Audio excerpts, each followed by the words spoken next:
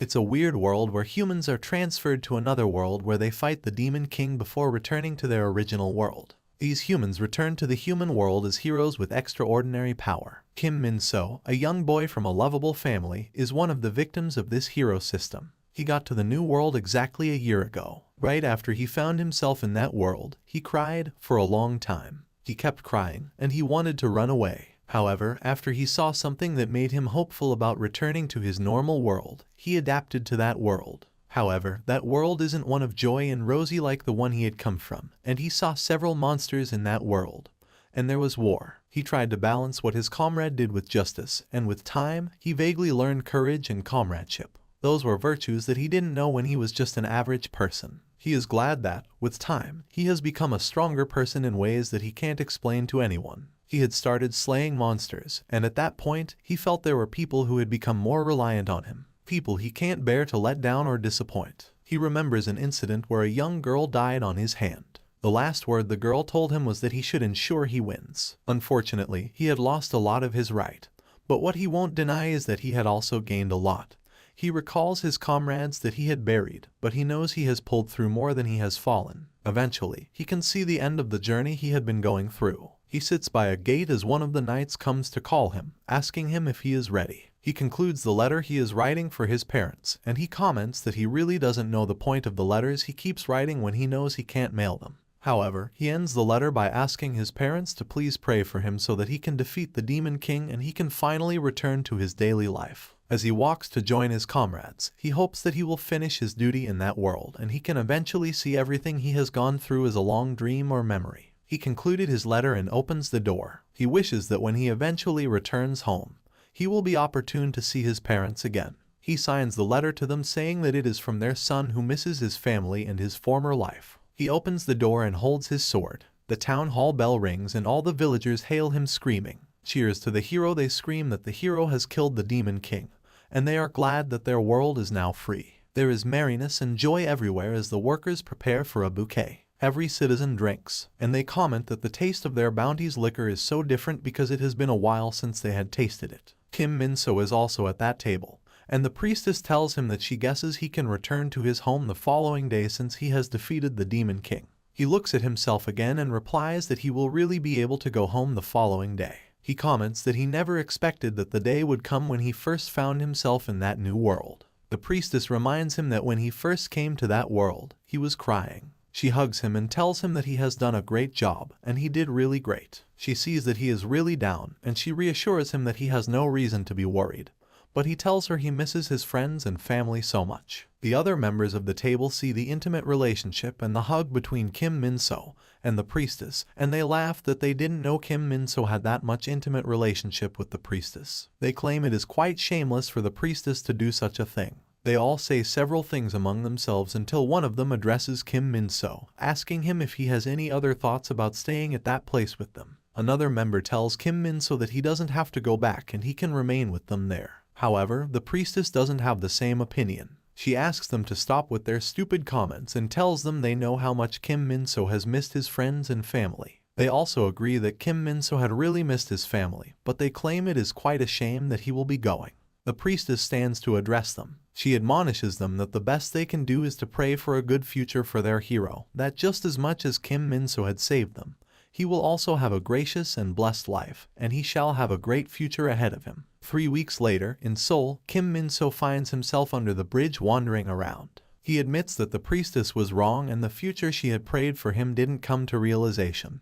He claims that he might have saved the world, but he found it difficult to save himself. When he returned home after the war, he pressed his home alarm, and a person came to open the door. He doesn't recognize who opened the door to his house, so he asks who the man is. It turned out the man was the new owner of the house, and the man welcomed him. He found out that during the 8 months he was in another world, his mother had died in a hit-and-run accident while she was handing out flyers and saying she could have left the house on his own and he was missing. After his mother's death, his father, who blamed himself for being unable to protect his family, committed suicide. In the end, his father's death became a newspaper issue, where it was reported that he fell and he was injured on his head and back. He was taken to the nearby hospital, and he fell and died there. The police assumed the death was a suicide caused by depression, and they also heard testimonies from family members and neighbors as to how he suffered from depression. And at the end of the news, his missing person report was reported again, and they concluded the news of his father's death. He goes to the remains of his parents to pay his last respect. He stands there and cried as he remembered that the police had classified his case as that of a missing teenager. He returned to school, but his school had expelled him. He tried to beg them to cancel his expulsion, but his appeal was refused. The teacher tells him that if he wants to atone for his sin against his parents, then he should get ready for his qualification exams. His teacher advises him to get a grip and learn how to live properly. As a result of all he had gone through, he became that guy who didn't fit in with my friends. One of his old friends comes to apologize to him, telling him that his mom said he shouldn't be friends with him again, and they are no longer in the same class because the boy is not in his senior year of high school anymore. The boy asks him to understand the situation and not get angry. None of his friends offered to truly help him survive. He became a child who was considered a nuisance to his parents. He meets his uncle, who slaps him in the face saying that his younger siblings died because of Kim Min-soo. His uncle asks him if he is even human and asks where on earth he has gone. His uncle is angry with him that irrespective of where he had gone, he could have given his parents a call to calm them down, and they wouldn't have died in the search for him. His uncle calls him a bastard, saying that he should be dead. His uncle sends him out of the house in anger. Even his aunt tells him that if he doesn't want to receive the kind of treatment he had gotten that day, he should leave their house and never come back again. She reminds him that he is the reason why their family has gone bankrupt. He leaves his uncle's house and he starts sleeping on the street. He knows that his family was just an average family, and after what had happened to them, they had no money left. All he has left is some change, and it wasn't just money he didn't have. He also didn't have any family. He had no degree and no social life. In fact, he isn't sure he exists at all. He wonders if what he is going through is a dream or if it is only an awful nightmare. He remembers that he saved the world. He saved many people at the very moment when they all needed him. He even risked his life to return to his normal world, so he doesn't know why he has been deserted. He stands in the middle of the street and he mistakenly bumps into an older man. The man turns angrily at him, asking him why he is standing in the middle of the street. The man taps his head, saying he wants to get beaten up. The man's girlfriend sees him and laughs. She tells him to stop and says Kim Min-soo is already looking like a loser and the man shouldn't cause more trouble. Due to her words, the man decides to leave Kim Min-soo, but says Kim Min-soo should be lucky his girlfriend sees him as funny. As they laugh, Kim Min-soo turns to them and asks them why they aren't sad. He asks them if they aren't sad because they couldn't save the world. The man doesn't understand what he is saying. At that point, Kim Min-soo figures out what he can do to feel better, and he decides that he will make everyone feel the same way as he does. The man feels Kim Min-soo is weak, and he keeps pestering him. He holds his hair and drags him. Angrily, Kim Min-soo summons his sword of Durant, while the girlfriend laughs. Kim Min-soo picks up his sword and kills the man. The lady screams and shivers. Kim Min-soo tells her that is the exact mood she should be in and that she is meant to be sad. He claims it is unfair that he is the only one who is sad, and since he is the hero, he should be the last person in the world to be sad. He recalls all his stress in the other world and says he deserves to be rewarded and not criticized. He claims the legendary story of the hero who saved the world should be that the hero lived happily ever after, and that was how his story was supposed to end. He angrily hits his sword on the ground, and it springs out great energy. That night, the city of Seoul, in the region of Gangseo, evaporated. 3 weeks after Kim Min-soo's rampage, the city was back to normal on the outskirts of Gyeonggi province.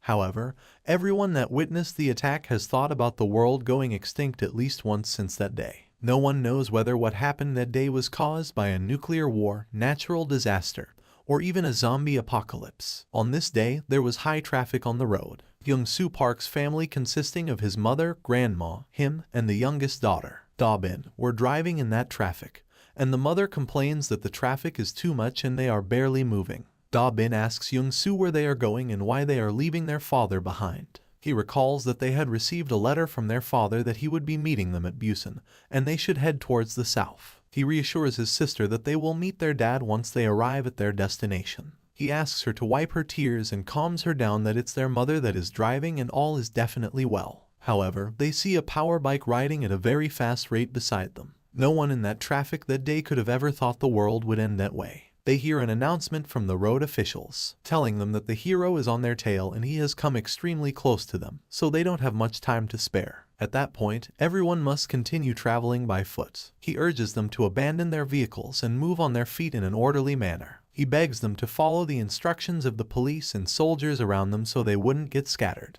Upon hearing that announcement, Young-soo's mother tells him to ensure he takes care of his sister. She warns him that there is no way they can be able to get back together once they separate. Da-bin also holds on to Young-soo to ensure she doesn't get misplaced as they hear the announcer restate the announcement to them. Indeed, the hero is arriving fast as they all hear a loud noise behind them, and they are all so terrified. They see that a man was crushed to death right behind them. They all conclude that the world is meeting its end in the hands of the hero. They all try to run to safety, and Da-bin holds onto her brother's hand. She begs him to slow down a little because he is moving too fast, but he tells her to hold on tight because she will get hurt if she falls off. He carries her so he can run faster with her, and they all try to run. Kim Min-soo, who is putting on a knight armor, looks at everyone struggling to survive, and he asks himself if they are all struggling in hopes that they can get out of the situation they are in alive. He calls them disgusting. He says he is disgusted by the people who believe they are getting out alive when everyone around them is dying. He decides that he will just kill everyone to ensure no one gets out alive. He jumps down, and on the road, Young-soo is pushed out of the way by a passerby who is also seeking safety. As a result, Da-bin's teddy falls from her hand, and she screams, asking her brother to get her teddy for her. She tells her brother that her bunny has fallen under the car, and he tries to beg her that they aren't in the best time to be looking after the bunny. Just as a normal child would react, Da-bin refuses to part ways with her teddy. She complains to her brother that it was her father who had bought it for her. Young-soo also recalls that on Da-bin's 6th birthday anniversary, their father visited and gave her that teddy. He remembers the excitement he saw on his sister's face when she received the bunny, so he refuses to let it go. He walks back and asks her to pinpoint which of the car the bunny has fallen under. He drops her in an attempt to pick up the teddy. After she points to the car, he begs her to keep her gaze on their mother because they will need to catch up with their mother after he takes the teddy, and she needs to know the way they passed. He struggles among other members of society until he eventually reaches the car. He bends under the car, and fortunately, he finds the teddy. He stretches to pick up the teddy,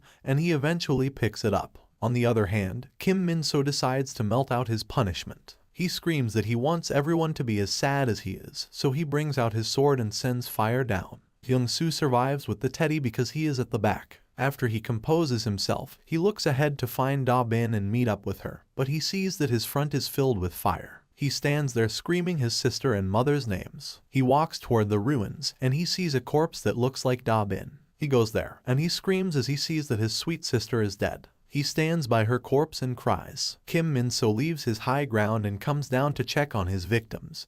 He sees Young-soo weeping on a corpse, and he comments that Young-soo must have good eyes for him to recognize the corpse as his sister's own. Young-soo turns and asks him if he is the hero. Instead of replying, Kim Min-soo tells him the eyes he has are the eyes that belong to someone who has lost everything. He claims the eyes look just like his eyes when he returned and saw he had lost everything. The eyes are without any hopes or dreams. Young-soo screams at him. He isn't interested in any of the explanations he is giving, and he just wants to know if it is Kim Min-soo who has taken away all his family from him. Kim Min-soo replies affirmatively. Angrily, Young-soo picks up an object on the floor and claims he will kill Kim Min-soo. Before he reaches to Kim Min-soo hits him. Despite how Kim Min-soo keeps strangling Young-soo, the young boy insists that he will kill Kim Min-soo, causing Kim Min-soo to ask him how he intends to do that when he is just struggling to live and survive. That was the day Young-soo lost everything he had in that world to the hero. He is short of breath already, and he wonders if he is really going to die without being able to do anything or avenge for his dead family. He thinks of Da-bin's smiling face, and he apologizes for letting her die. He thinks of the love and happiness between his parents, and he can't help but feel sad. He remembers his grandma, too, and as he closes his eyes to death, he feels the end has eventually come for him too. Suddenly, Young-soo sees the priestess. She begs him to pull himself together, and she calls him the hero. Later, she realizes that he has gotten back to his senses, and that day, Young-soo also becomes the hero, a title which he eventually comes to despise. About a year after the hero's rampage, the government fell apart, and just like Kim Min-soo, the people who were missing during the same time returned as heroes. There are 9 heroes who have conquered the land, and they are chivalry, return, change, vampire, magic, faith, iron arm, sea dragon, and golem. The 9 of them split the land among themselves except from Kim Min-soo's soul, And that was how the world came to be what we all know the world to be now. On the Jeju Island territory of the Golem Hero, the Golem Hero looks around and watches his city. He watches as everyone sleeps, and among his citizens is a young girl, So-min, who says she wants to die. Her friend, Ha-yoon, tells her to stop saying things like that because if she continues, she will only jinx the people that want to survive. However, So-min refuses to stop, and she insists that if that will make them get jinxed, then she is fine with it. She asks Ha-yoon why they are all interested in living in a world like that. However, Ha-yoon keeps begging her to stop saying those words. She reminds her that they all fled to Jeju Island because they wanted to survive. But So-min insists, although she wanted to survive, that isn't the type of life she wanted to live. Suddenly they see a light ray and a walking hand come to tell them that it is time to wake up and work. The hand warns them that they should all stand up and start moving if they want to live. Everyone in that building immediately stands up as the hand starts counting down from 50 down to 0. They all follow the direction of the hand, and they come to attend their general assembly. The hero in charge of that region, the Golem, which is Seung Woo-jeon, steps on each of the hands, and he comes to address them. He uses his hands to control the sand, and it forms a public address system that stands in front of him so he can address his people. He tells them that another day has started, and on that day's agenda, women are to gather food while men will be working construction on the Sage Tower. He notices that all his cities aren't excited to start the day, and he asks why they are all looking dead, like they don't want to work. The lamenting So-min mutters beneath her breath that no one obviously wants to work, but Seung Woo-jeon says they are meant to be grateful to him.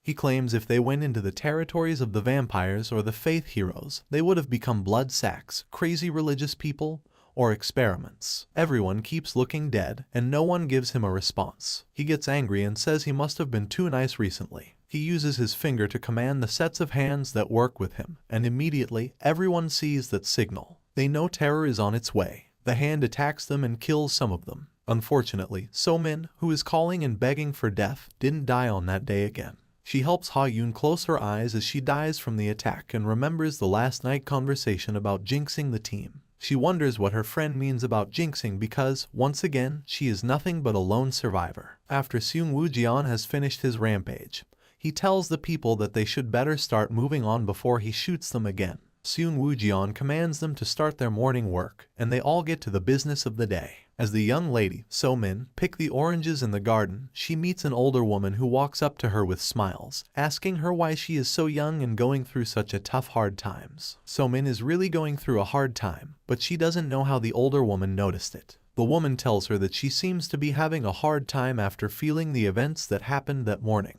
She pours all the oranges she has plucked that day into So-min's basket and asks So-min to take a walk with her. She says the portion she gave would fill her quota and she doesn't have to worry. However, So-min feels concerned for the woman. She asks what the woman will do about her own portion, and the woman says she has been picking tangerines all her life, so plucking more is nothing for her. So-min accepts the kind gesture happily. As she is about to walk away, the woman warns her to watch over her head for the thing in the sky. While looking at the sky, she wonders if the thing in the sky is the reason she has fled to Jeju Island and if that was what popped into her head. She goes into the forest and finds a good place to cry. She sits there apologizing to her friend that died that day. She apologizes for jinxing her and for standing behind her because if she was the one at the front, she could have been the one to die and not her friend. She apologizes for not doing anything while her friend dies, even though she knows that there was nothing she could do in the situation they are all in. As she cries, she notices a footstep coming toward her and she sees an unformed man. The man is hungry, so he asks her if she has anything he can eat. All she has is some cookies, so she gives them to the man, and the man sits down to eat them. After eating, this man goes to hold her hands, acknowledging that he knows he has a dangerous request, but if she can, he would like to get more food. He asks her if she can bring him more food. He claims there are crew members aboard his ship and he came out to find food for them all. Knowing the consequences of being caught, she tells the man that if she gets caught by the hero, she will die. She reconsiders her line of thought and asks the man if he would help them fight the hero when he eats to his satisfaction. The man reassures her that they have to fight till their last breath, and he will fight. He tells her that when the crew members get back their morale, they may at least be able to return to the island. She looks at the flying eye that is looking around them. She assumes that if she runs across the forest, she may be able to return to the forest with food for the soldiers before the eyes glance towards her side again. She decides to help the soldiers, and she begs that they recover the island in return for her favor since she will put her life on the line to bring them food. She runs to the plantation and takes the basket of tangerines that she has plucked. On her way back to the forest, she calls her friend Ha Yun's name and says that the reason she said she wanted to die is not that she really wanted to die. Instead, it was because she was more afraid of living day in and out and not being able to live. She promises herself that she won't just survive with her life anymore, so that she will start a rebellion against the hero. She gets to the forest, and she is disappointed because the situation of things isn't the way she has left it. The basket on her hand falls off as she sees Seung Woo-jian welcoming her and calling her the rat. He has sent his hands to crush all the crew members in the ship to death, and their blood splashes everywhere in the sea. He immediately commands one of the hands to get So-min. She tries to run away from the hand, but she is too weak. The hand captures, and as she thinks of her last time on Earth, she wonders how Seung Woo-jian had found out about the ship, because when she left, the eyes hadn't seen that place at all. He laughs at her and asks if she thinks he is the only one. He reveals to her that he has an invisibility mode, and he activates the power. It shows that there are several eyes around every corner of the island, and there is no way anything can go behind him on that island. He laughs at her and says he is just playing around, and he feels it is more fun the way he is teasing her. She calls him a bastard and attempts to attack him, but she knows she can't do anything. He calls her weak and asks that she should blame her inability to do anything. He says if she thinks what he is doing to them is unfair, then she should just become a hero too, and if she can't do that, then she should have consoled the heroes when they were also suffering. The hand squeezes her and holds her tight. At her dying moment, all she wants is just to fight back, but she is there without being able to do anything. She shouts to the universe, although she doesn't know to who she is directing the anger and scream to. She begs anyone who can hear her should please fight for her since she can't do anything. Suddenly, the atmosphere changes. Seung Woo-jian feels a sharp pain, and another hero, Young-soo Park, who had disappeared when his sister was killed, returned with great anger. Seung Woo-jian assumes he is just any other weak, and he confronts him, but So-min, in hopes of finding help, believes Young-soo Park is the hero she is seeking for. There is a different expression both in the eye of Seung Woo-jian and the eye of So-min. While So-min begs and hopes for a savior, Seung Woo-jian sees an opponent. Anyway, since Young-soo doesn't understand what is going on there, all he can see is some hands holding humans and dripping blood. He asks So-min to explain what is happening to him. Before So-min could talk, Seung Woo-jian forges at Young-soo in anger. He asks him who the hell he is and why he had the audacity to come to his island. So-min looks at Young-soo's eyes and the pain and injury there. She wonders if Young-soo isn't part of the Sword Hero Party. She, however, realizes that even the Golem hero, Seung Woo-jian, doesn't know who Young-soo is,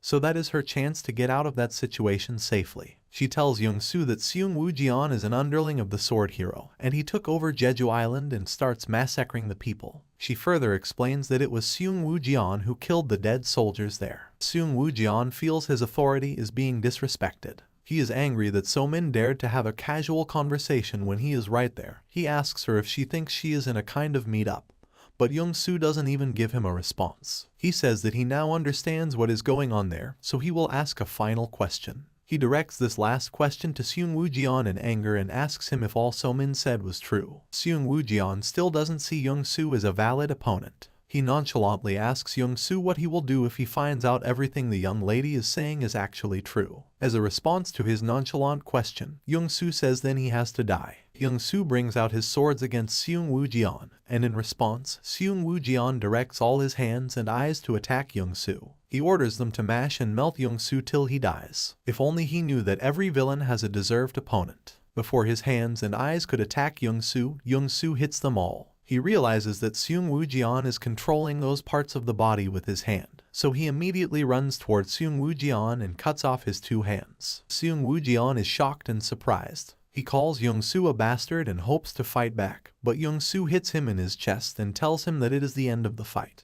While Seung Woo-jian is on the floor, he steps on him authoritatively. So-min watches this whole fight, wondering who the random man is. She is amazed that a strange random man can single-handedly dominate the Golem hero who destroyed an entire naval fleet. Young-soo defeats Seung Woo-jian, but he doesn't kill him. He doesn't have an intention to kill him, as his motive of returning as a hero is clear in the water, and that motive is to kill his family's killer. He has Seung Woo-jian if the sword hero he spoke about is the hero with the white armor, but Seung Woo-jian says he doesn't know. When he says that, Young-soo attacks him again. He afterwards warns him that whenever he says he doesn't know, He will chop off the part of his body one by one until he eventually dies. He asks his question again to know if the sword hero is the hero with white armor, and Seung Woo-jian confesses and says yes. So Young-soo asks him where the sword hero is right now. When Seung Woo-jian refuses to reply, he chops off Seung Woo-jian's leg and repeats his question for the second time. At that point, Seung Woo-jian realizes that his survival from Young-soo will only be a miracle. He starts pleading and begs Young-soo to spare him, but Young-soo expressly tells him with no iota of emotions that he wouldn't spare him for any reason. He tells him that when he became a wicked hero, he gave up on being human. However, if he can answer his questions correctly, he will let him pass out painlessly by cutting off his head. However, Seung Woo-jian reveals that he isn't addressing Young-soo. Instead, he is talking to his golems, and his hands and eyes come at him. One of his hands holds him and squeezes him to death. At his last point of living, he recalls the day he was leaving his world for the other world to become a hero. The person who had taken him to that world told him that if he gave up on trying to save the other world, then the world he had initially come from would be the next target of the Demon Kings, so for the sake of his original world, he should please come to save their world.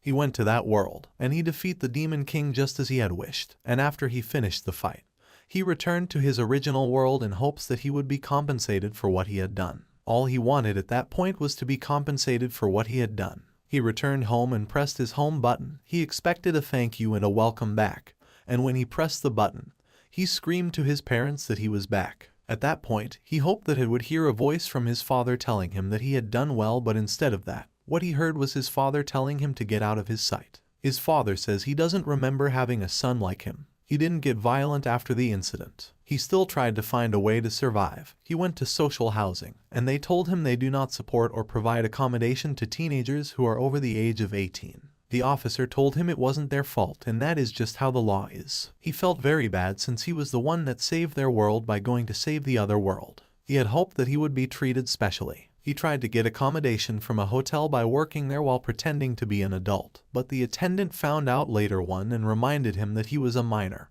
and that if he didn't leave, he would turn him over to the police. He asked for payment for the work he had done so far before he was caught, but the manager wondered why he was so thick-skinned when he was the brat that lied about being an adult because he wanted to work with their company. After going through all he had gone through, he felt since he was the reason why that world is still existing in the first place, it wouldn't be too bad if he destroyed it. He feels destroying the world would make the world his world, and he tells his hands that he doesn't want to die. The hands try to escape with him, but Young-soo threatens that he wouldn't allow him to go. Young-soo says every hero deserves to die, so he will kill him. Seung Woo-jian's golems rally around him while Young-soo summons his praying flowers. He applies elements to his weapon and forms electricity. Then he activates the electrical javelin technique called the Golden Lightning Strike. He uses it to hit the collection of hands holding Seung Woo-jian, and at that point, Seung Woo-jian realizes that it is his final moment. He dies and falls into the river, which marks the end of the golem hero who destroyed Jeju Island and the unraveled fleet. So Min lies on the bank of the river with Young-soo. Following the death of Seung Woo-jian,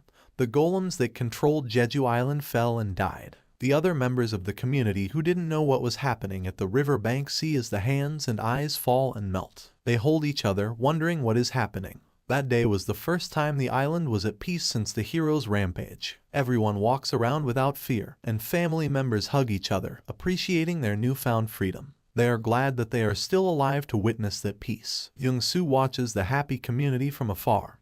He sees a family of 4 just like his old family, and he sees how they happily hug each other. He stands there in regret as he remembers how his father, his mother, grandma, and his sister used to hug each other happily at home. He appreciates the fact that the families in that area indeed have a place to go back to and call him, and he says that he envies them. He notices someone is coming behind him, and he assumes it is an enemy, so he turns and attacks the person with his sword. So Min screams and tells him she is the one. She reminds him that she is the one he met at the field earlier on. She asks him why he is hiding in the bushes and tells him everyone in the city wants to know who helped them slay the golem hero, so he should follow her, and they should head to the island together. However, he tells her that a hero who killed a fellow hero doesn't have merit, and if he goes there, they will assume he is also there to capture them. and he will just revive their fear. Also, he doesn't care about getting praised by them or anyone, so he is fine just the way he is. So Min realizes that he is actually right. However, she acknowledges him and tells him he is actually a kind person, and if he is not kind, he wouldn't think about other people's feelings. He doesn't have the time to change her mindset about him, so he gives her the liberty to conclude and think anyhow she wants. He tells her that they are never going to see each other again and they should part ways. As he turns to leave, she calls his attention by asking him if he plans to kill all the heroes around the world. He replies affirmatively, telling her that he specifically has the intention to kill the hero in white armor. He tells her he is going to kill everyone who is working with the sword hero. At that point, So-min wonders what could be his reason for making that decision. She asks him if he is doing that for revenge, and Young-soo asks her if there needs to be another reason that is greater than revenge. He tells her he is doing it for revenge, and she offers to help him achieve his revenge. She tells him that she also has to take her revenge against them, and he should allow her to take her revenge with him. The idea seems ridiculous to Young-soo, especially with the fact that he knows she is a human and she isn't a hero. He asks her if she is insane, but she replies in negation. She admits that he must have seen her as a deadweight, and he certainly thinks she is a deadweight, but she is begging him to please allow her to go. She asks him if he even knows where each of the heroes is and tells him that she knows where all the heroes are. She tells him she saw everything that happened to their world on her way from Seoul to Jeju Island, and she has an idea of which area is controlled by which hero and also the kind of abilities the heroes have, respectively. She keeps trying to convince him that she can be a good plus to him. She asks him if he is going all the way to Seoul on foot and tells him that he will need food and shelter along the way in his journey. Also, if he wants to obtain a means of transportation, as well as food and shelter, he will need to communicate with regular people. These people won't like to speak with a hero, and if he takes her along, she will speak to them on his behalf. She confidently tells him that although she isn't a hero, she will be his guide all through the journey. He thinks of her offer, and they look like a great one. Before considering if he should take her along or not, he decides to ask her a question. He asks her what is the reason behind her decision, and he tells her that he knows that if she stays there, she will be sure that she will live. She might even be able to live in happiness and in comfort without having to deal with any heroes again. So why does she want to go with him? She answers his question telling him that the reason she wants to go with him is because she doesn't have power. She claims all she has is sorrow from losing her family and anger toward the bastards who killed her family. She brings out her family portrait and shows it to Young-soo. She claims the last thing she has is solicitude towards the old world. However, she lacks the power to revenge for all she feels, so she wants to do it by sticking next to him. She tells him that they want the same thing, and she really wants revenge. At that moment, while everyone on the island is busy enjoying their long-lost freedom, the two people who have brought them that freedom have just started a new contract. Young-soo tells So-min that if she doesn't mind getting used in the process of sticking with him and if she doesn't mind being left alone, then she can follow him. He starts walking, and she walks right behind him with great positive strength. They stop by at a place to rest, and Young-soo sharpens his weapon. So-min briefs him about the heroes around and tells him that there is a nearby hero who is a big pain in the ass to deal with and also a hero who is less annoying but far away. She asks him which of the hero does he want to pick, and he says he wants the hero that will die the quickest. She laughs that he doesn't change, so she tells him that his next opponent is the Sea Dragon hero. She lives in the sea and she controls a dragon. She has destroyed an entire fleet in the Pacific Ocean, and right now, she is the worst hero of the ocean. So-min tells Young-soo that it is already a pain that the Sea Dragon hero makes use of the ocean, and he can conclude that the Sea Dragon that she controls is as bad as a nuclear bomb. Also, she is a mass murderer who killed refugees on their way to Jeju Island, and among the people in the boat, the Sea Dragon destroyed was So-min's late mother. When So-min finishes with how strong the Sea Dragon hero is, Young-soo asks her to stop stating the crimes as if they are achievements. She is a murderer, and all So-min needs to state is the fact that the Sea Dragon hero deserves to die. However, the most important thing is that they will need a boat if they are going to fight in the sea. Fortunately, So-min says she knows someone who can help them with a boat. She tells him that after the Marines re-obtain the boats that the Golem hero stole from them, the surviving ones start to recover. So-min and Young-soo go to meet the captain of the Marine, who salutes to them and says they will give them the boat and ensure they get them to the river as a sign of respect for their fallen comrades. Meanwhile, in the southern coastal sea, where the Sea Dragon is, the dragon feels signs of danger, and he coils on the water. The Sea Dragon hero goes to touch him and tells him that it is okay. She reassures him that there is no way their opponents will reach land, and she will ensure she kills them. The sailors remain on the other side of the sea, and the captain of the team goes to meet the lead sailor, who is smoking by the riverbank, telling him that they have 2 hours left to set sail. The man expresses his opinion about the entire plan, and he asks his captain if he thinks the decision they are making is nice. He claims they aren't sure about anything, and they don't even know if the hero who had killed the golem hero is actually a friend or a foe. He reminds his captain that if they are unable to kill the sea dragon hero and return to land, and even if they succeed in killing the dragon and return, why does he have to return to that hell with his own 2 feet? The captain reassures him that the fact that Young-soo killed the Golem King means he plans to kill the other heroes,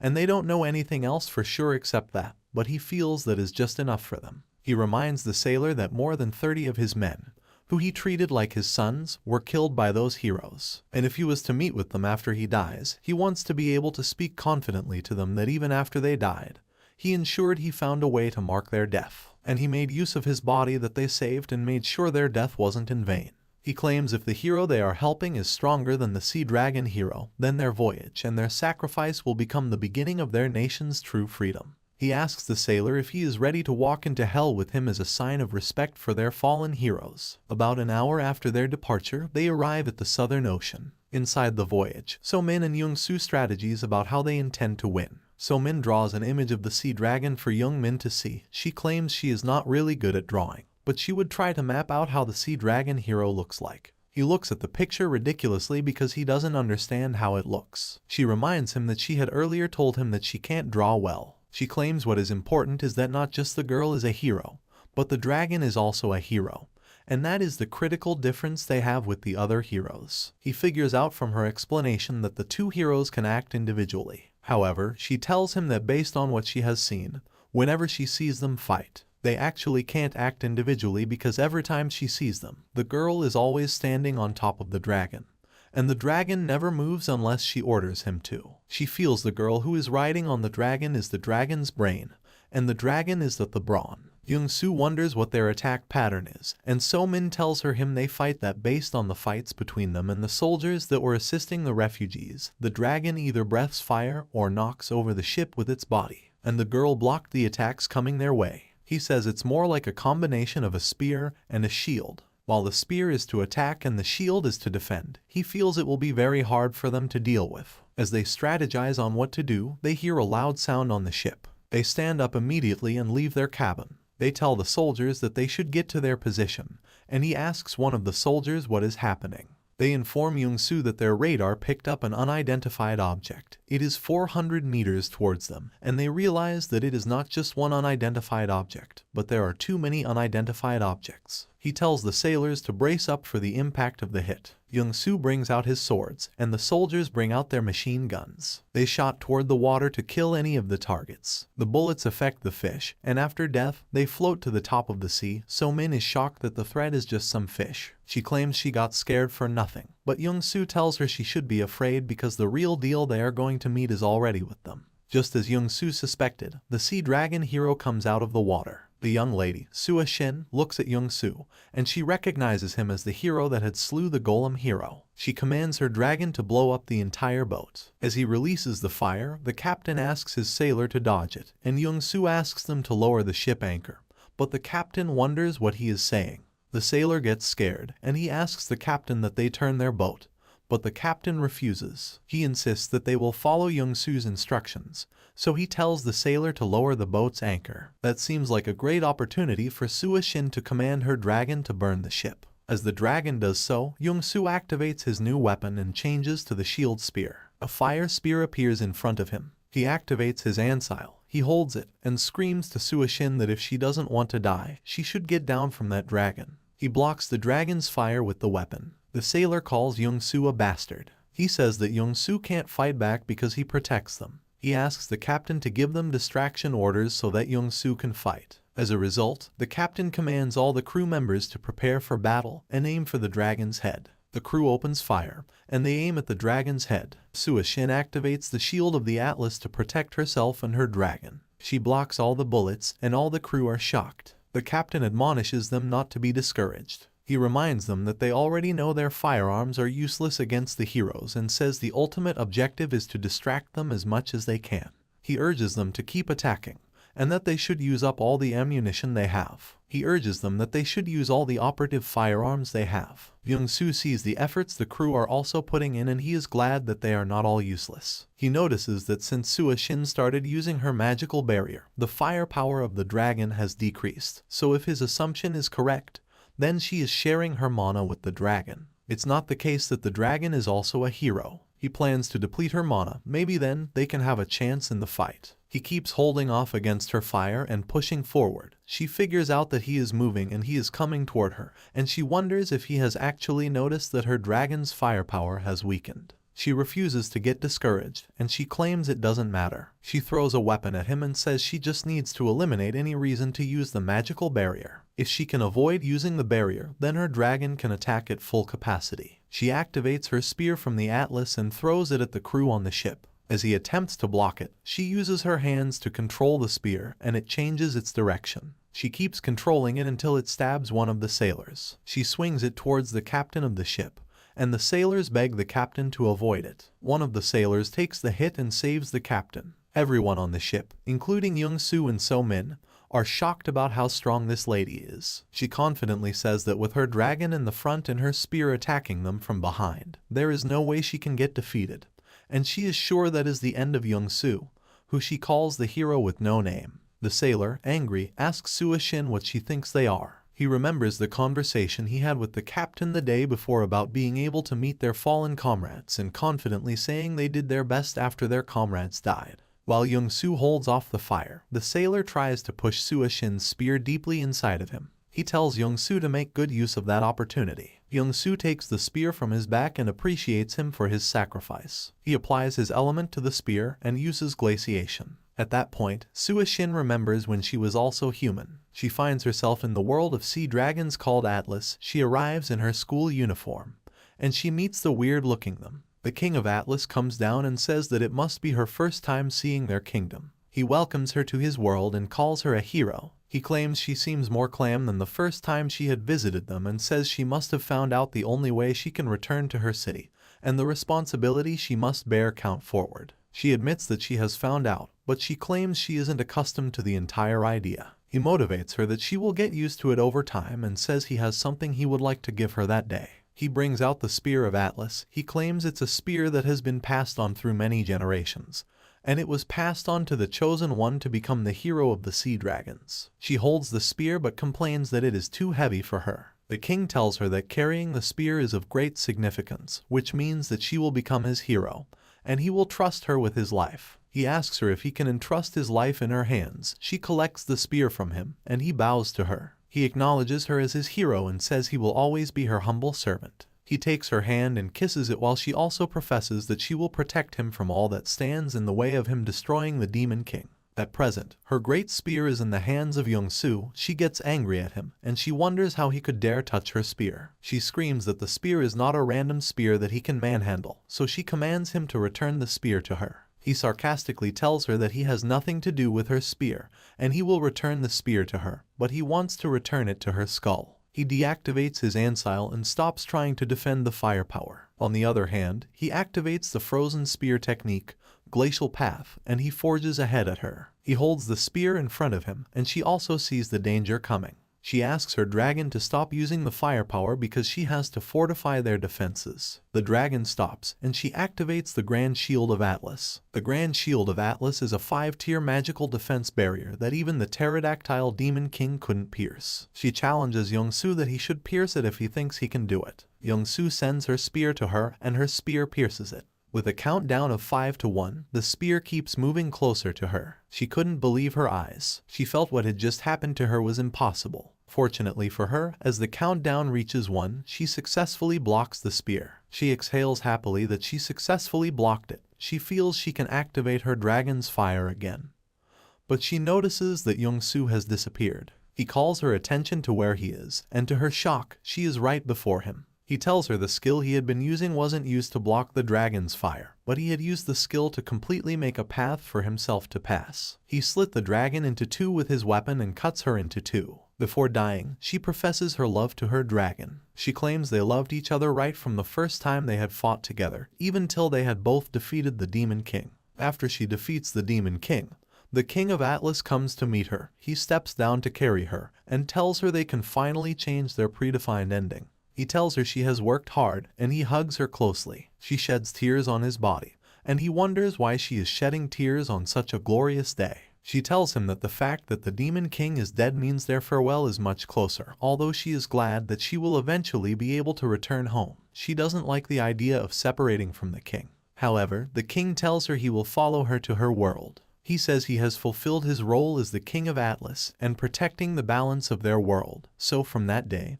he will accompany her to the world as her man. She is shocked at this decision. He announces this decision to all his subjects, and they beg him to reconsider his words and ask how he could go to the world of heroes. They remind him the world of heroes may be inherently different from their world, and it could be a danger to him. However, he argues that the hero became accustomed to their world without any problem, so that is enough proof that he can go to the human world and get used to that world. He reminds them that the next heir to his throne has been decided, and he has already fulfilled his royal duty to kill the Demon King. He is no longer the king, and he wants to spend the rest of his life fulfilling his duty as Sua Shin's partner. He returns to her and holds her hand. He puts a ring on her finger, and they get wedded. Unfortunately, their problems started from there. Upon returning to the human world, they experienced severe problems. The sea dragon's body didn't get accustomed to the human world as he had hoped. He vomited weird items at every given time, and it became more and more difficult for him to maintain his human form. On one account, Sua Shin notices he is spending too long in the toilet, and she goes to knock and asks him if he is okay. He comes out and tells her it's nothing. They return to continue their date. Unfortunately, their happiness begins to fall apart. Sua Shin returns home one day, and she finds the house scattered. She goes to check, and she sees the sea dragon is already bringing out his tail and dragon body parts. He screams that she shouldn't come closer to him, but she runs to him, calling him her love. She runs to hug him and tells him she has saved up some money, and they should buy an island where nobody lives so they can live there happily. She feels if there is nobody around him, he won't have to suffer that much. She claims they can build a small house by the shore and just live together. She begs him not to ever push her away again. Eventually, they take a ship at the southern seaport of Yosu. She covers his body with a blanket on the ship and walks with him. She begs him to persevere in the heat because they are almost at their desired location.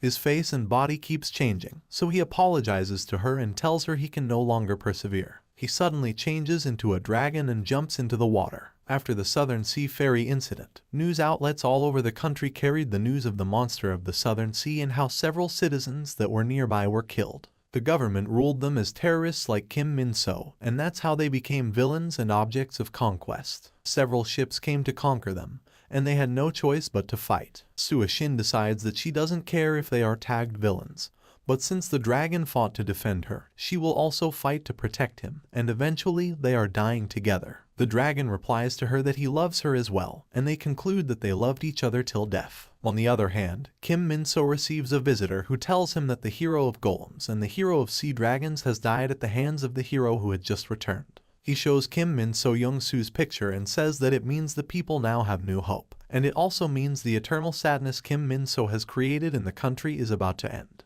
The visitor notices that Kim Min-so isn't disturbed. He asks him if he shouldn't be moving and says he has to fight to protect the image of the nation if he wishes to maintain it. Kim Min-so stands up, carries his sword, and says the end is approaching again. In the world Young-soo had gone to save, they found out that the first spear which Young-soo had taken to the human world had returned while the fifth spear, Ansile, had disappeared. The knight tells the priestess that the most likely reason is if the hero has spawned. The priestess realizes that the war has begun. She says the revenge that Young-soo had always talked about has begun. She asks the knight to call all the blacksmiths as they must mend as many spears as possible. She claims it is their time to repay the debt they owe to their hero. She recalls that in the first place, no hero had any interest in saving their world, and out of all the generations of heroes of spears, only Young-soo pushed himself the hardest. He trained both during the day and at night. He fought until they could proceed to every stage they needed. Even when she tried to stop him from training that hard, he would say it was not done until he said it was done. He kept training with just one intention, to be stronger than the hero who had killed his entire family. Without meeting his aim, he refuses to move forward at all. He blames himself for the death of Da Bin and says his sister only died because he was too weak. He fulfilled all his duties in the world of spears without questioning or faltering into silence. Even during one of their fight, the priestess had to call him back to stop him from going too deep into the forest.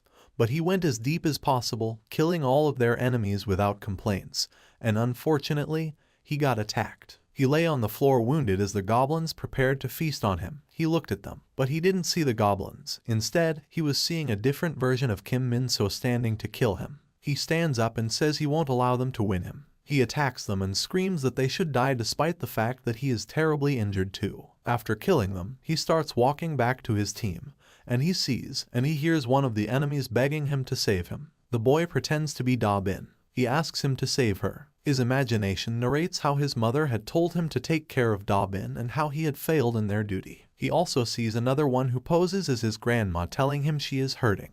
The thoughts in his head keep disturbing him, and he screams for them to stop. The priestess says that instead of a hero, Young-soo acted like a sinner or a revenge spirit. He would sit at night beside the shore naked and with bandages all around his wounds. The priestess noticed him there one day, and she dropped it in his bag. When he noticed it, she explained to him that it was just an ointment, and she dropped it because she noticed he only seemed to have bandages wrapped around his wounds. She asked him why he kept fighting and asked him if he wasn't tired and he wasn't in pain. She used the ointment to rub his wounds, telling him that although she knows it isn't in her place to say, but what does he think his family will say when they see him and see his body covered in such scars? He revealed to her that he had no family to return to and everyone in his family was dead. Since he wasn't returning to anyone, she asked why he was rushing to get to the Demon King. She told him she had assumed he was trying to return home as quickly as possible. He revealed to her that there was someone he must kill when he returned home. She still doesn't see any reason he is going that far because he wants to kill someone.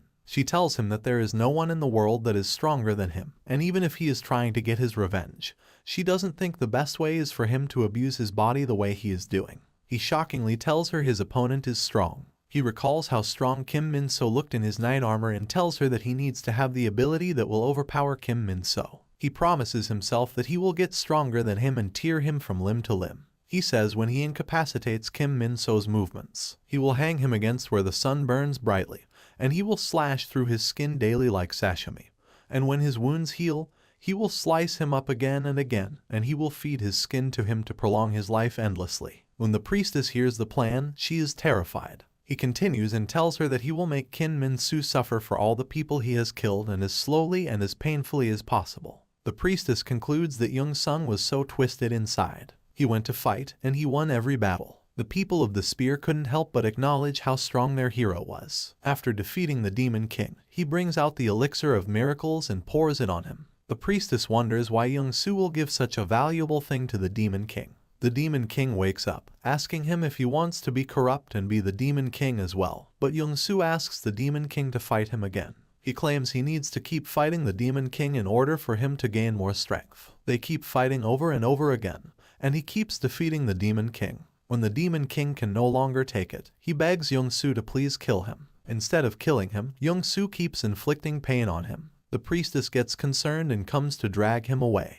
She begs him to stop and tells him he is already strong enough. She begs him to stop pushing himself that much and says they will help him with his revenge. She begs him not to cross the line further than he has done, and begs him to remain human. At the present time, all the blacksmiths gather in the temple, and they start crafting great spears. The priestess thinks of Young-soo, and she hopes that even when he completes his mission, he wouldn't become a monster. Young-soo comes out of the river after killing Sua-shin. He imagines that it is Kim Min-so and is asking him if he thinks anyone who sees him doing all of that will applaud him. He imagines Kim Min-so him that he is not a savior, neither is he a hero in that story, and he is just nothing. He replies that he doesn't want to be anything. He is more satisfied to be Kim Min-so's murderer. After leaving the sea, Young-soo walks towards the ship, and he throws his spears inside the boat. He jumps inside. He meets So-min, who is so shocked that he succeeded in killing another hero. She thinks of the possibility that Young-soo would help them kill all the heroes in their world. He asks her if there are any survivors from the attack, and narrates to him that she has checked the deck, the gun tower, the captain's room, and also the engine room, but she can't find anyone. Everyone is dead, and they are the sole survivors. She asks what they should do since they can't move the ship without the soldiers. She wonders if he has any ability that could help them reach the shore. She reminds him that he made a shield that turned into a path, and he used it to reach the hero of the sea dragons. She feels he can create anything he wants. He looks at her in confusion and asks if she thinks a hero is like a Doraemon. He confronts her, reminding her that she is there to be a guide and she should at least know something as mint as steering a ship. However, she claims that wasn't what she meant when she asked to be his guide. All she meant was that she could help him out. He refuses to hear her out and says she seemed like she was so competent that he thought he could bring her along.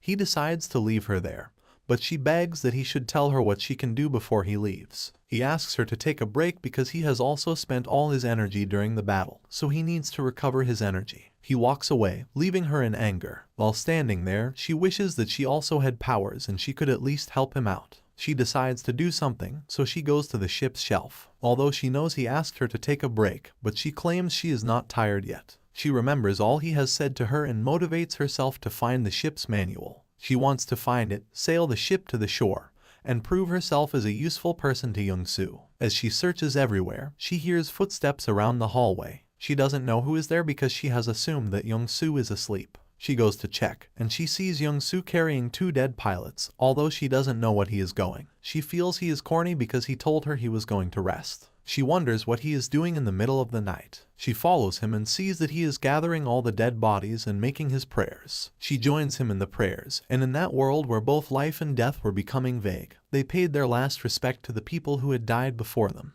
The following morning, as if the cruel world had seen the noble thing they had done the night before and had decided to compensate them, Thru found strange visitors that day. As they both stand in front of the shop, thinking of what to do, they see a rescue plane. The pilots in the plane notice the Marine's ship, and the pilot announces that he has found the hero of the revolt, and So-min. Choi Young-wook, the South Korean Reconstruction Government team leader of the Heroes Division, is also in the plane. He reports that he is commencing the operation to secure the hero of the revolt. Before he comes down, his subordinates beg him to be careful because they don't know if Young-soo will be on their side or whether the reason he is killing the other heroes is to secure their territories. Choi Young-wook promises to deal with the situation carefully. Young-soo and So-min also see the helicopter. He asks her if she is the one that radioed the helicopter in but replies in the negative. She suggests that it may be the subordinates of the hero. She explains to him that since the heroes were on the winning side, a lot of citizens started siding with them. He takes her advice and assumes that they have to be wary of the people coming.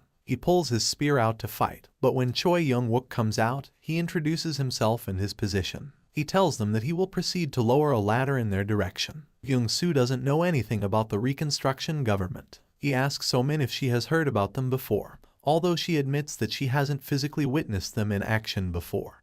But there are rumors surrounding them among the people. She had heard that there was an organization formed by the government and surviving soldiers and that the organization was revolting against the heroes through their guerrillas. He assumes that they have come to recruit him get their guerrilla tactics, and he thinks that's a good idea, so he asks that they climb the ladder and see what will happen. They climb the ladder and reach the plane. Upon their arrival, they sit and the plane starts moving. While sitting in the plane, Young-soo sees the pilots giving signals to each other, so he asks Choi Young-wook how many seconds they think it will take him to kill everyone in the plane. He asks them if they think a gun would work against him in the first place, but So-min immediately surrenders to the officers. She reminds Young-soo that a gun would work on her. Choi Young-wook asks him what he thinks about a bomb and reveals that he is wearing a bomb. He claims if the bomb explodes in that compact space, there is no way Young-soo can guarantee that he won't get damaged. He reminds them that they are 600 meters above the ground, so if Young-soo falls, the probability that he will survive is low,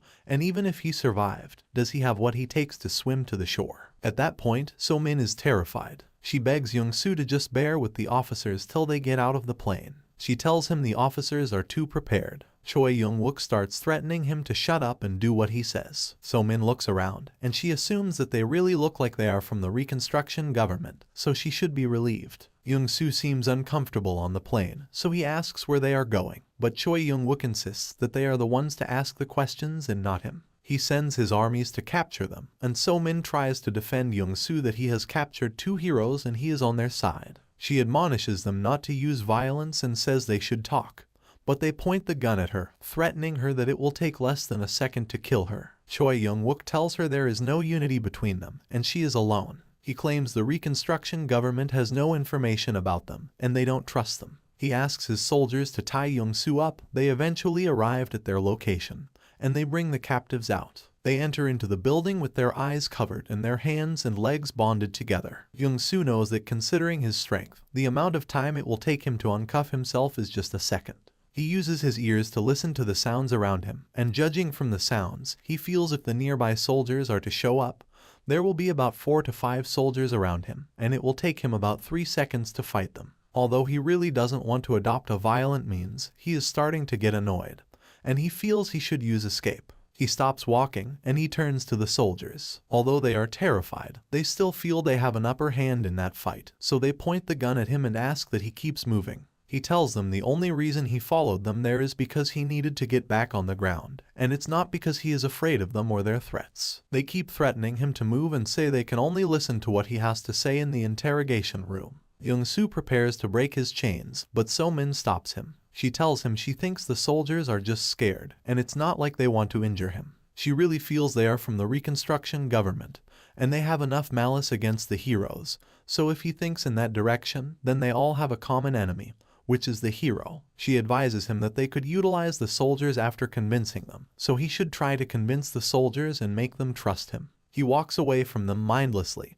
and the soldiers take So-min to her interrogation room. She sits in the room, and Choi Young-wook comes to interrogate her. He tells her he knows she is not a hero, so he wants to hear from her the kind of person the hero of revolt is and why she is with him. She doesn't even know Young-soo is the hero of revolt. She says the nickname they have given him is a bit flashy, but as per being a hero, he is really in a class of his own. She explains to them that Young-soo has a tremendous amount of hatred towards the hero of sword, plus he tries to kill all heroes who don't cooperate with him, and he doesn't down any other objectives. She feels he behaves as if he would leave if Kim Min-soo disappears from the world. Choi Young-wook thinks about what she is saying. He feels she is making, and the reason Young-soo showed up a year after Kim Min-soo is probably because he fell into the other world when their world started collapsing. And that would also explain why he was bound towards the north and why he killed the other heroes. Choi Young-wook concludes that Young-soo has a desire for revenge and rage, and his views are also the same as the Reconstruction government. He speaks to So-min and admits that Young-soo may actually have a good objective, so he asks So-min why she is accompanying a hero, and why he also decided to keep her around. She explains that she was the one who begged Young-soo that she wanted to tag along, and because he needed a guide, he took her. And as someone who has also lost their family to the heroes, she really wishes to partake in the revenge too. She admits that she has been more of a burden to Young-soo. She figured out the Reconstruction government was also founded to ward off the heroes, so it would be a relief if they are to receive assistance from the Reconstruction government and the soldiers. That way, they can be able to get rid of the heroes faster, and the world can finally go back to normal. She sounds so excited, and Choi Young-wook has to calm her down. He comments that her speaking ability is great, but she lacks judgment abilities. He tells her that they wouldn't be releasing Young-soo, and they also have no plans to attack the hero of sword to assist him, unless the hero of the revolt can show them that he is under their control. Unlike the other heroes. So-min is shocked, but he asks her if she trusts Young-soo and if she knows anything deep about him. He asks if she knows what he is thinking at the moment or how he is feeling, if she thinks he is strong enough to defeat the hero of the sword, and if she has any affirmation that he wouldn't be led astray. He asks her if she knows what plans Young-soo has after he achieves his purpose of killing the hero of sword. It turns out when So-min hasn't thought of those situations, he tells her that, indeed, Young-soo could become the hope of all survivors, as rumors are already circulating that there is a hero killing other heroes, but he thinks it would be too much of a risk to trust him or assist him and they don't have that leisure. So it would be more logical for them to kill him while he is being restrained or even imprison him. So-min regrets how she asked Young-soo to trust the soldiers. 3 days later, Young-soo remains bonded in his interrogation room with no interrogator. He recalls that So-min had begged him to hold on and dismiss them as being scared, but he no longer feels that is the case. He feels they are trying to starve him to death since they aren't feeding him or giving him anything to drink. However, since he has a hero body, he can't die of starvation, but he suddenly hears gunshots around him. He turns, uncuffs himself, and removes his eyes cover. The door opens, and So-min comes there with a random man. The man calls him the new hero who has returned, and he introduces himself as the hero of Iron Arm, and he says he is there to rescue him. So-min goes to help him remove his ropes. She tells him that the Reconstruction government never had any plans to accept them from the beginning, and they have always wanted to kill them. And that was when the hero of Iron Arm appeared. The hero of Iron Arm tells them that the government has always been untrustworthy from the start, even before the world ended, and they never meant to help them. They only wanted to get rid of them since they were the new source of fear. So-min accepts her fault and tells Young-soo that her judgment is wrong and they were only lucky that the Iron Arm's hero appeared. Young-soo angrily breaks the ropes. He asks them to stop telling him those bullshits. He brings out his spear to fight the Iron Arms, and So-min wonders why he wants to fight someone who came to save them. As she talks, Young-soo holds her by her neck, asking her if her vengeance for the heroes only ends there. He says he never doubted the fact that she had the same objectives as he did, and he trusted her. The Iron Arm hero tries to convince him that not all heroes are that bad, and they were merely both at the wrong time. Young-soo asks him to shut up. He claims he doesn't care if it's a misunderstanding or a mistake or if he is considered a villain. It just doesn't matter to him. All the heroes crossed a line that they shouldn't have crossed, and if they gave up on being human, then they should all die. So-min tries to talk, but he pushes her away, asking her to disappear before she is swept up into her death. She screams at him, asking him if he has to kill to end it all. Choi Young-wook arrives and tells him that it was just a test and he has passed. 3 days ago, during So-min's interrogation, she starts regretting telling Young-soo to stay. Choi Young-wook convinces her that she should use her head and the adult world is quite different from the world she thinks. However, he claims he agrees with her and that it is worth the risk to find out who Young-soo is. He feels since Young-soo has killed 2 heroes already, the problem remains with the old crooks sitting on top of the line, who think the comfort inside the cage is more safer than the fight for freedom. The leaders are also watching Choi Young-wook because he has never done anything according to the will of the ministry. Choi Young-wook agrees with So-min that they will put on a play together, and that's how they mapped out that play. She reveals to Young-soo that the entire scene with the Iron Arm hero was just a play to prove whether he is the trustworthy hero killer or if he is not what they think he is. They reveal to him that the person in front of him is just a person who killed like the Iron Arm hero, and he is not a hero so that Young-soo can take back his spear. Young-soo wonders what would have happened if he had accepted the hero's offer, and Choi Young-wook reveals his bomb, saying he will kill him there. And even if he survived after the bombs, there are several members of the reconstruction government who would have stepped in and killed him, and even if that failed, they would have exploded the bombs under his feet and blown up the entire building. Young-soo considered the number of people who could have died and figured the vengeance was strong enough for them to lose their lives. Although he still feels it is a crazy organization, but that sole act makes him feel like he could trust them. He confirms to them that they indeed have mutual enemies, so they tell him that in exchange for the trust he has shown them, they will try and support him in every way possible from that moment. They leave the interrogation room and take the elevator to an underground city. Choi Young-wook tells them that there are roughly 50,000 people who reside in the small city, and everyone there recognizes Young-soo as his rumors have spread far and wide. They all celebrate the hero who has returned to kill all the other heroes. Choi Young-wook begs him not to betray the hopes of everyone praising him if he has any humanity left. The young girl comes to meet him with flowers. She gives them to him, and it reminds him of Da-bin. He kneels there, wondering if he has anything left to protect. Will he succeed in protecting the people and getting his revenge, or will he betray them? And that's how the first part of this manhwa ends. Well guys, if you like this video and you want a second part, comment below with the word part 2. Also subscribe to the channel, hit the bell and like the video. But most important, leave a comment. Until the next video.